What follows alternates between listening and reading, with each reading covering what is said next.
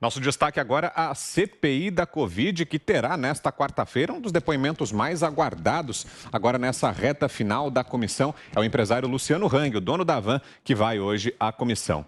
De Brasília, Túlio Amâncio tem os detalhes. Começa já já o depoimento, né, Túlio?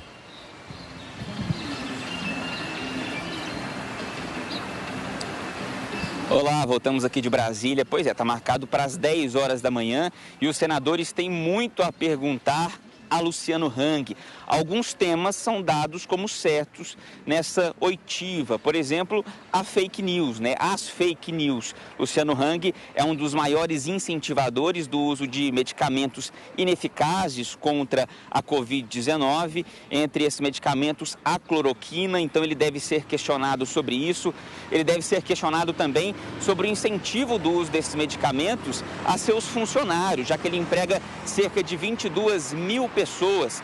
Luciano Hang também deve ser perguntado sobre a existência de um gabinete paralelo ou um Ministério da Saúde paralelo, que surgiu também nos depoimentos dos ex-ministros da Saúde, Mandetta e Taixe. Eles disseram que o presidente Bolsonaro não ouvia seus ministros, ele ouvia sim essas pessoas que faziam parte desse gabinete paralelo, dando ao presidente algumas formas de lidar com a pandemia. E outro tema muito importante que deve ser trazido nessa oitiva é sobre a ligação de Luciano Hang com a Prevent Senior.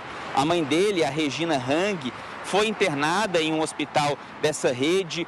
Ela morreu por Covid-19, segundo o que aponta o dossiê apresentado por médicos denunciando a Prevent Senior, mas a causa da morte dela foi outra. E hoje se sabe, segundo o que tem sido apresentado, segundo as denúncias, que após certos dias de internação, o Código Internacional da Covid-19 era substituído por outra doença, por ordem da direção da Prevent Senior. Então a suspeita é que isso também tenha ocorrido com a mãe de Luciano Hang. Então eles vão perguntar se o empresário sabia disso ou não.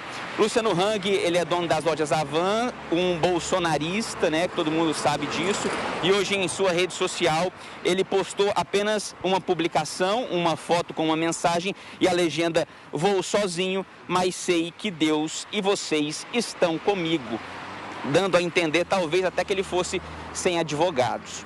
E já falando sobre advogados, mas continuando também no tema da pandemia, mas agora sem Luciano Hang, a Advocacia Geral da União procurou o STF dizendo que os senadores que compõem a CPI, muitos deles não têm respeitado os advogados que acompanham seus clientes para prestarem os depoimentos, viu?